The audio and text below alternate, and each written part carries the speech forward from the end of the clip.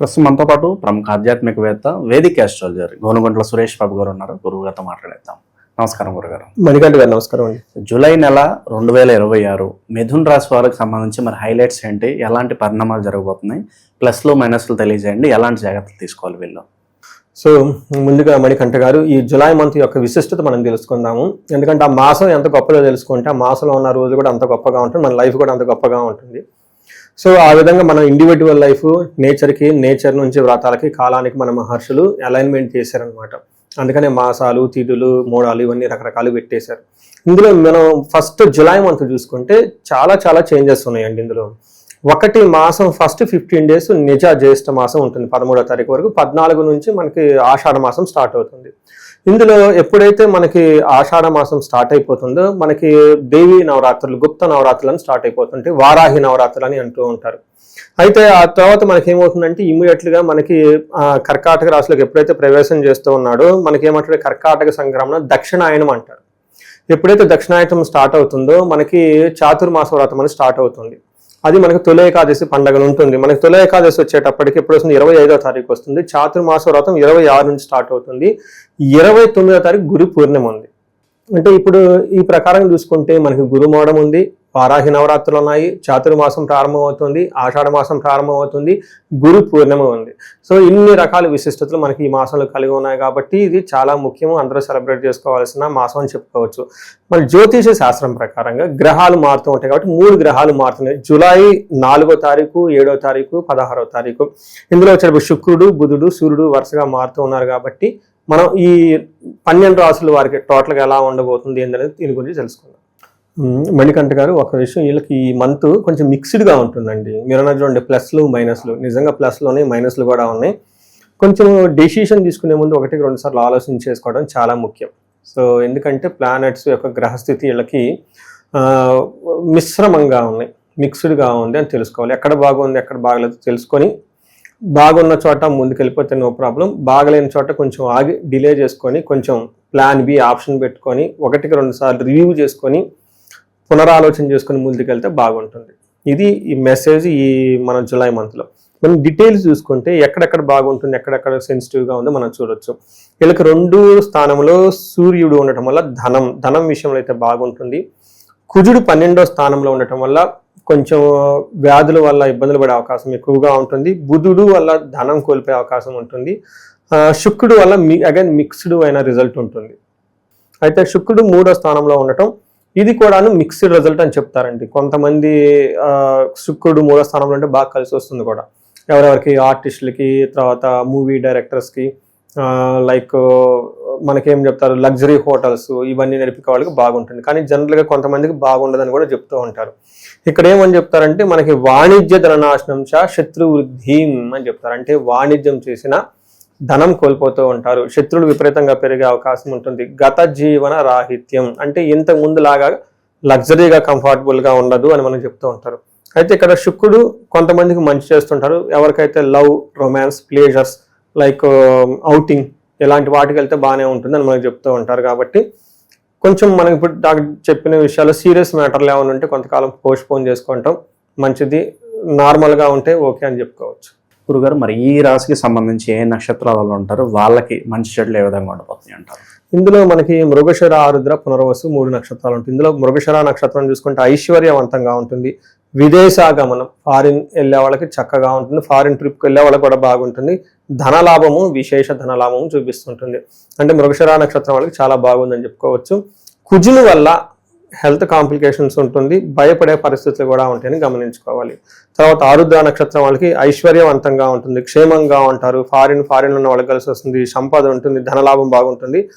టోటల్గా ఆరుద్ర నక్షత్రం వాళ్ళకి బాగుందండి. కొంచెం విషయాలు ఇబ్బంది పడటం తప్ప ఓవరాల్గా బాగుంది. అలానే పునర్వసు నక్షత్రం వాళ్ళకి క్షేమంగా ఉంటారు, ఫారిన్లో ఉన్న వాళ్ళు బాగా కలిసి వస్తుంది, సంపదలు బాగుంటాయి, ధనలాభం ఉంటుంది, మృష్టాన్న భోజనం ఉంటుంది, ఐశ్వర్యవంతంగా కూడా ఉంటారని చెప్పుకోవచ్చు. అయితే వీళ్ళకి మృత్యు భయము, నాశనం అనేది చూపిస్తూ ఉంటుంది. ఏదైనా పని చేస్తే అందులో సరైన రిజల్ట్ రాకుండా ఇబ్బంది పడిపోతారు. తద్వారా మృత్యు భయం, అయ్యో అసలు ఏమవుతుంది ఏంటి, ఫ్యూచర్లో ఉంటామా లేదా, ఒక భయపడే పరిస్థితులు కూడా ఉంటాయి. కాబట్టి భయమే కాబట్టి భయాన్ని భయంలాగానే చూడాలి. కాబట్టి భయాన్ని నిజం అనుకొని వీళ్ళు భయపడకూడదు. కొంచెం కన్ఫ్యూజ్ అయిందేమో చెప్పింది. సో తర్వాత వీళ్ళకి స్త్రీ నాశనం, ధన నాశనము ఎక్కువగా చూపిస్తుంది. అంటే స్త్రీల ద్వారా ఏదైనా ప్రాబ్లం రావచ్చు, లేదంటే వీళ్ళకి సంబంధించిన స్త్రీలు ఎవరైనా ఉంటే వాళ్ళు ఇబ్బంది పడి వీళ్ళని ఇబ్బంది పెట్టే పరిస్థితులు కూడా ఉండొచ్చు. ధనం విషయంలో కొంచెం జాగ్రత్తగా ఉండాల్సింది చెప్పేసి మనకు ఒక సూచన అండి. వీళ్ళకి టోటల్గా ఏ ప్రకారం చూసుకున్నా ఈ రాశి వాళ్ళు కొంచెం జాగ్రత్తగా ఉండటం చాలా చాలా అవసరం. అందులోనూ సూర్యుడు వీళ్ళకి 2వ స్థానంలో ఉంటే ఏమవుతుందంటే, సూర్యుడు 2వ స్థానంలో ఉండటం వల్ల హీనత్వం దుష్ట సంసర్గో మనస్తాప శిరోగత నిష్ఫలం కృషి వాణిజ్యం వెత్తరాశి గతో రవి అంటారు. ఎప్పుడైతే గనక 2వ స్థానంలో సూర్యుడు ఉంటాడో ఏమవుతుందంటే హీనత్వం అంటే నీచ బుద్ధి వచ్చేస్తుంది. ఇప్పటిదాకా మనం అంతా కరెక్ట్గా చేసాం కదా, ఇది చేస్తే ఎవరు చూస్తారు, అది చూస్తే ఎవరు చూస్తారు, ఈ ట్యాక్స్లు కట్టకపోతే ఏమవుతుంది, ఆ ట్యాక్స్లు కట్టకపోతే ఏమవుతుంది, అంతా పోవట్లేదు, ఇలా ఒక నెగిటివ్ డైరెక్షన్లో ఆలోచించే అవకాశం ఎక్కువగా ఉంటుంది. దుష్ట సంసర్గం, దుష్ట బుద్ధి కలిగిన వాళ్ళతో సమాసం చేసే అవకాశం ఎక్కువగా ఉంటుంది. లేదా ఖచ్చితంగా ఈ టైంలో వీళ్ళని చెడగొట్టే వాళ్ళు ఎవరో ఒకళ్ళు వచ్చేసి అదేదో అంటారు చూడండి, మేసేగడదు కూసేగడదు చెడగొట్టినట్లు వీళ్ళేదో పని వాళ్ళ మానాన్ని వాళ్ళు చేసుకుంటే ఎవరో వచ్చి ఏదో చెప్పి వీళ్ళని తీసుకొని వెళ్ళిపోయేసి వాళ్ళు చెడిపోయి వీళ్ళని జరగొట్టే అవకాశం ఎక్కువగా ఉంది. కొంచెం జాగ్రత్తగా ఉండటం ఎంతైనా అవసరం. తర్వాత మనస్తాపానికి గురైపోతూ ఉంటారు. నిష్ఫలం కృషి వాణిజ్యం అంటే బిజినెస్ చేసినా వ్యాపారం చేసినా అందులో సరైన రిజల్ట్ ఉండదు అని చెప్తూ ఉంటారు. కొంచెం గమనించుకోవాలి. అలానే గొడవలు కూడా అవకాశం ఉంటుంది. అయితే బుధుడు 1st హౌస్లో ఉండటం అంత మంచిది కాదని, బుధుడు 1st హౌస్లో ఉంటాడు ఏమవుతుంది, వివాదో దుష్ట సంసర్గో అంటారు. అంటే అనవసరమైన వివాదాలు వీళ్ళే పెట్టుకుంటారు, దుష్టులతో సమాసం పడే అవకాశం ఉందంట. అటు సూర్యుడు చూసినా ఇటు బుధుడు చూసినా దుష్టుల యొక్క ప్రభావం వీళ్ళ మీద ఉంటుంది కాబట్టి శత్రువులు ఉద్దే అవకాశం ఎక్కువగా ఉంటుంది. చంచల బుద్ధి, మనసు అనేది నిలకడగా ఉండకుండా అటు ఇటు ఊగిసలాడే అవకాశం ఎక్కువ ఉంటుంది. కేర్ఫుల్గా ఉండటం ఎంతైనా అవసరం. అదేవిధంగా కుజుడు వీళ్ళకి 12వ స్థానంలో ఉండటంతో ఇది కూడా అంత మంచిది కాదు అని చెప్పుకుంటారు. ఎప్పుడైతే కుజుడు 12వ స్థానంలో ఉంటే రియల్ లైఫ్లో ఏమవుతుంది అంటే వాళ్ళు హాస్పిటల్స్కి వెళ్ళటం, విపరీతంగా ఖర్చులు చేయటము, అన్ఎక్స్పెక్టెడ్గా ప్రాబ్లమ్స్లో ఇరుక్కొని పోయి విపరీతంగా ధనం ఖర్చు పెట్టుకునే అవకాశం ఎక్కువగా ఉంటుందని గమనించుకోవాలి. మనకి సంస్కృతంలో మహర్షులు ఏం చెప్తారంటే, ప్రవాస వ్యాధి పీడం చైవ బంధువైర ధనక్షయం దేహ పీడాం చ సంచారం ద్వాదశ స్థానకే కుజ అంటారు. అంటే 12వ స్థానంలో కనుక కుజుడు ఉంటే ఏమవుతుంది, ప్రవాసం అంటే ఉన్న ప్లేస్ నుంచి దూర ప్లేస్లోకి వెళ్ళే అవకాశము, ట్రాన్స్ఫర్లు అయ్యే అవకాశము, అవుట్ స్టేషన్లో కొంతకాలం ఉండే అవకాశం ఎక్కువగా ఉంటుంది. వ్యాధి పీడం, వ్యాధుల ద్వారా పీడించబడుతూ ఉంటారు, బంధువులతోటి గొడవలు పడుతుంటారు, ధనం కోల్పోయే అవకాశం ఎక్కువగా ఉంటుంది. మెయిన్ దేహ పీడం సంచారం, అనవసరంగా వృధా సంచారం చేసే అవకాశం ఎక్కువగా ఉంటుంది. శారీరకంగా బాధలు పడుతూ ఉంటారని తెలుసుకోవచ్చు. సో మనం ఇదంతా గోచార ఫలితాల కింద చెప్పుకుంటామండి మణికంఠ గారు. దీని ప్రకారం ఏంటంటే ఒక 30% మాత్రమే ఇప్పుడు మనం చెప్పుకునేవి వాళ్ళకి అప్లై అవుతాయి. అయితే ఇండివిజువల్ జాతకం చూపించుకోవడం చాలా చాలా ముఖ్యం. కొంతమందికి ఎవరికైతే ఏజ్ 40 to 50 ఇయర్స్ మధ్యలో ఉండేసి, అంటే +or- 40 ఇయర్స్, దీన్ని మిడ్ లైఫ్ క్రైసిస్ అంటూ ఉంటారు చాలా మందికి. లేడీస్కి పోస్ట్ మెనోపాజ్ అని, ప్రీ మెనోపాజ్ అని, జెంట్స్ కూడా ఏమంటారంటే కొంచెం హార్మోనల్ చేంజెస్ ఉన్నాయని చెప్తూ ఉంటారు. అంటే సడన్గా ఏమవుతుందంటే వాళ్ళ లైఫ్లో 10 ఇయర్స్ కెరియర్ గ్రోత్ సక్సెస్ఫుల్గా ఉండి, అకాడమిక్స్ అంతా సక్సెస్ఫుల్గా ఉండి, వాళ్ళ లైఫ్లో ఒక మేనేజర్ లెవెల్లో ఒక ఉన్నతమైన పొజిషన్కి ఆల్రెడీ వచ్చి ఇప్పుడు లైఫ్లో ఒక స్టాగ్నేటెడ్గా ఫీల్ అయి ఉన్నారు, గ్రోత్ లేదు, వ్యాక్యూమ్ వచ్చింది, జాబులు పోయి ఇబ్బందులు పడిపోతున్నారంటే ఒక్కసారి వాళ్ళు సీరియస్గా జాతకం చూపించుకోవడం చాలా చాలా ఇంపార్టెంట్. ఎందుకంటే ఈ టైంలో వాళ్ళకి గ్రహ శాంతులని, లేదంటే గ్రహ దోషాలని, లేదంటే శాపాలని ఉంటాయి అనమాట. ఈ శాపాలు వాళ్ళకి ఎఫెక్ట్ అవుతూ ఉంటాయి అనమాట. జనరల్గా మనకి ఏం చెప్తారంటే మోడర్న్ సైకాలజీలో మిడ్ లైఫ్ క్రైసిస్ అని చెప్పేస్తూ ఉంటారనమాట. బట్ జ్యోతిష శాస్త్రంలో దానికి చాలా వివరణ ఇచ్చారనమాట. శాపాలని, గ్రహ దోషాలని అవన్నీ. ఒకసారి వాళ్ళ గ్రహాలు ఇండివిజువల్గా జాతకం చూపించుకోవడం చాలా ముఖ్యం. వాళ్ళకి ఫైనాన్షియల్ ప్రాబ్లం ఉన్న స్వర్ణలక్ష్మి విశేష హోమం చేయించుకోవటము, ఏమైనా కానీ హెల్త్ కాంప్లికేషన్స్ ఉంటే ఆయుష హోమం చేయించుకోవటం, అంతేకాకుండా చండీ హోమం, అందరికి ఏదైనా కనుక సీరియస్ ప్రాబ్లమ్స్ కన్సర్న్స్ ఉంటే కనుక చండీ హోమం చేయించుకోవటం, ఇలా మన్యు పాశుపత అభిషేకాలు ఇవన్నీ చేయించుకుంటే వాళ్ళ యొక్క ఎలాంటి సమస్య ఉన్నా కానీ సమస్యకు సంబంధించిన పరిష్కారాలు మనం కనుక్కోవచ్చు. భార్యాభర్తల మధ్య అన్యోన్య దాంపత్య పాశుపత అభిషేకం అని చెప్పేసి ఇలా అన్నీ చేసుకోవచ్చు. అయితే మనకి ఈ నెల 14వ తారీఖు అంటే జూలై నెల 14వ తారీఖు నుంచి 22 వరకు వారాహి నవరాత్రులు సెలబ్రేట్ చేస్తూ ఉన్నాం. అంటే నాకు ఇది వచ్చేటప్పుడు పబ్లిక్ మీడియాతో ఇంటరాక్ట్ అవటం థర్డ్ పండుగ అని, లేదంటే 4th అయి ఉండొచ్చు, 3rd or 4th. ఈ ఎవ్రీ ఇయర్ మేము కొన్ని సెలబ్రేషన్స్, కొన్ని హోమాలు, పూజలు అన్ని ప్లాన్ చేయటం, కొన్ని సామూహికంగా, కొన్ని ఇండివిజువల్గా రకరకాలుగా చేస్తూ ఉన్నాం.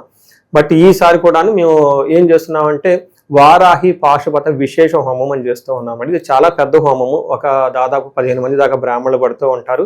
ఇది 1-to-1 చేయడం జరుగుతుంది. ఈసారి సామూహికంగా చేయటం లేదు, పోయినసారి చేసేసి అంతా మేము అరేంజ్మెంట్ చేయలేక డబ్బులు రిటర్న్ ఇవ్వడం కూడా జరిగింది చాలా మందికి. బట్ ఇదేంటంటే ఓన్లీ సెలెక్టెడ్ పీపుల్కి 1-to-1 చేయటం జరుగుతుంది. దాదాపు 15 నుంచి 20 మంది బ్రాహ్మణులు పడుతుంటారు.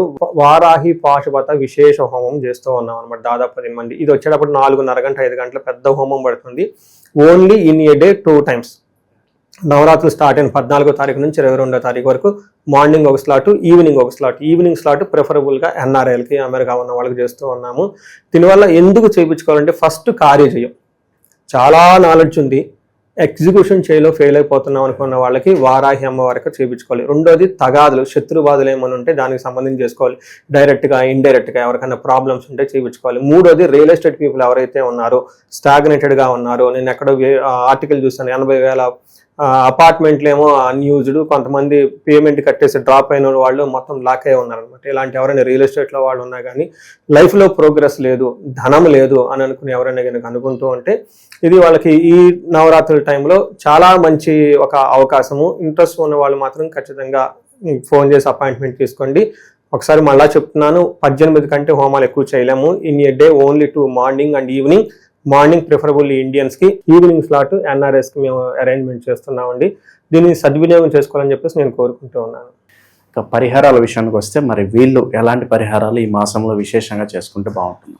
వీళ్ళకి మహాన్యాసపూర్వక ఏకాదశ రుద్రాభిషేకం చేయించుకోవడం చాలా చాలా ఇంపార్టెంట్ అండి. ఎందుకంటే ఎక్కువగా గ్రహాలకు అనుకూలంగా లేవు, పనులు అందులోనే భయపడే సంఘటనలు, కన్ఫ్యూజన్ అయ్యే పరిస్థితులు ఎక్కువగా ఉంటుంది కాబట్టి రుద్రాభిషేకం చేయించుకోవటం విత్ మహాన్యాసంతో, నమ్మకంతో, చమకంతో టోటల్గా రుద్రాభిషేకం చేయించుకుంటే చాలా బాగుంటుంది. ఇంకా వీళ్ళైతే మన్యు పాశుపత అభిషేకం చేయించుకుంటే చాలా పవర్ఫుల్. ఎందుకు మన్యు అంటే వీళ్ళకి శత్రునాశనం అవటానికి, సంపదలు రావటానికి, కార్యజయానికి ఒక్క అభిషేకం 3 రిజల్ట్ ఇస్తూ ఉంటుంది. చాలా పవర్ఫుల్గా కూడా ఉంటుంది. అది చేయించుకోగలిగితే చాలా బాగుంటుంది.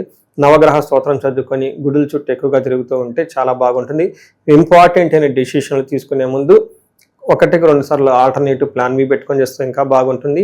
వీళ్ళకి చెడు పక్కన సర్కిల్ ఉన్నటువంటి బ్యాడ్ కంపెనీని వచ్చేసి వీళ్ళని ఇబ్బంది పెట్టే అవకాశం ఎక్కువగా ఉంటుంది.